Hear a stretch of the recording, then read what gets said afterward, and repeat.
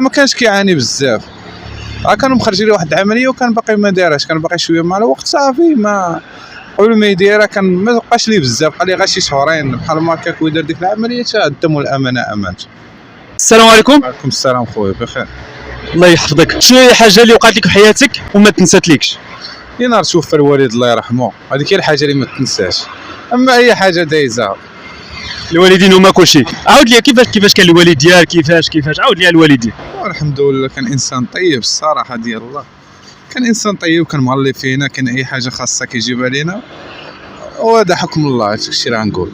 واش نقول لك اصاحبي، بدايه من الله. امتى مات؟ مات 4 شهر 8 2016. كنا مريحين بحال ما هكا في الدار، كنهضروا كنضحكوا حتى الدم والامانه امات. غير هكاك. كنا مريحين تا ما مرض هو ما. لا هو كان اصلا كان مريض، كان عنده مرض القلب. صافي ديك النهار عاود لي المعاناه ديال مرض القلب ديالو. هو كان عادي، واخا كان مريض كان عادي، كان كيخدم كل شيء، انسان طبيعي، واخا ما كانش كيعاني بزاف. كانوا مخرجين ليه واحد العمليه وكان باقي ما دارهاش، كان باقي شويه مع الوقت صافي ما قبل ما يديرها كان ما بقاش ليه بزاف، قال لي غير شي شهرين بحال ما هكاك ويدير ديك العمليه تا الدم والامانه امانت.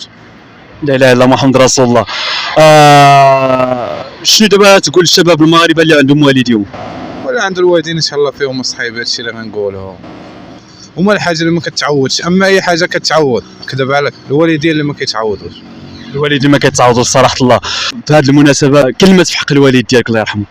ونتمنوا ليه الرحمه ان شاء الله والمغفره، والله يجعله من اهل الجنه. هادشي اللي غنقول ان شاء الله تعالى. ومامتك المهم الله يخليها ليا، هادشي اللي غنقول لك اصاحبي. الله يحفظك ليا حبيبي، شكرا بزاف. مرحبا.